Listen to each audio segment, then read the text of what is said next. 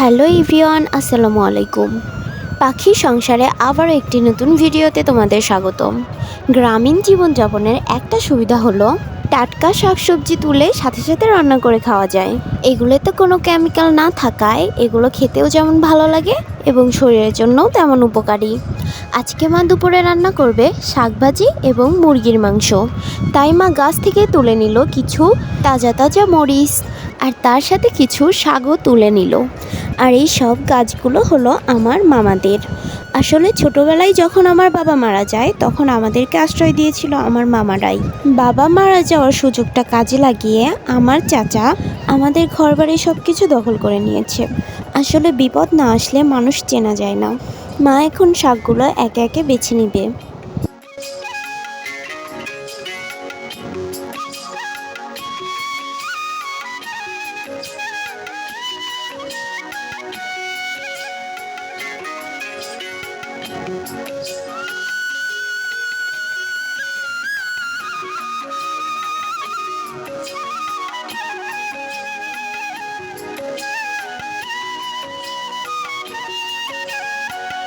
শাক ভাজি করার জন্য সব কিছু রেডি করে রেখে মা মুরগির মাংস রান্না করার জন্য একটি বাটিতে মাংস নিয়ে তার মধ্যে মরিচ, হলুদ, ধনিয়া গুঁড়ো, লবণ, পিষে রাখা রসুন, পেঁয়াজ কুচি, কাঁচামরিচ, জিরা বাটা, আদা বাটা এবং তেল দিয়ে খুব ভালোভাবে এটাকে ম্যারিনেট করে নেবে।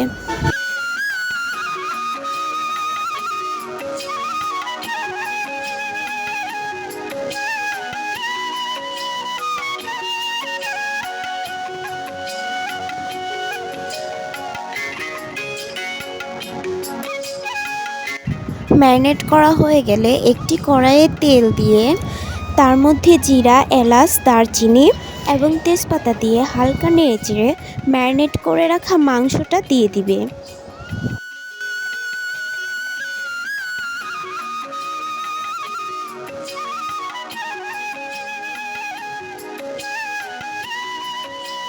এবার মাংসের মধ্যে একটু পানি দিয়ে ভালোভাবে কষিয়ে নিবে।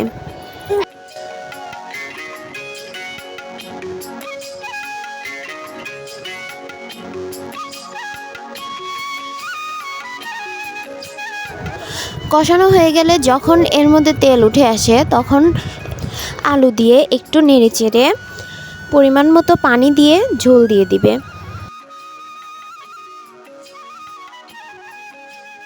ঝোল গাঢ় হয়ে আসলে এটাকে নামিয়ে নিবে।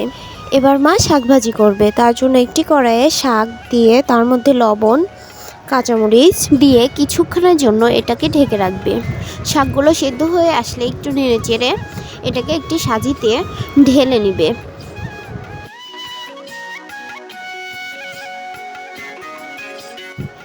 এবার একটি কড়াইয়ে তেল, শুকনো মরিচ এবং পিষে রাখা রসুন দিয়ে একটু ভেজে নিতে হবে। রসুন হালকা বাদামি হয়ে গেলে এর মধ্যে সেদ্ধ করে রাখা শাক দিয়ে ভালোভাবে ভেজে নিতে হবে। ভাজা হয়ে গেলে মা এটাকে নামিয়ে নেবে।